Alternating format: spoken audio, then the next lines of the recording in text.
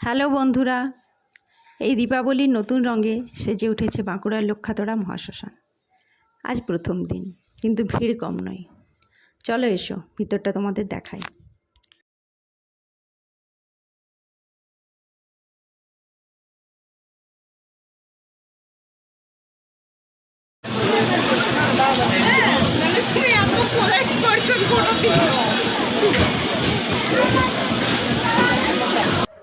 ভিতরের ডেকোরেশন নিয়ে তো বলার কিছু নেই।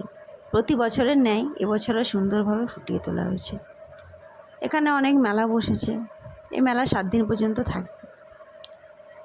তাই দেরি না করে তোমরা তাড়াতাড়ি চলে এসো এবং উৎসবে মেতে ওঠো।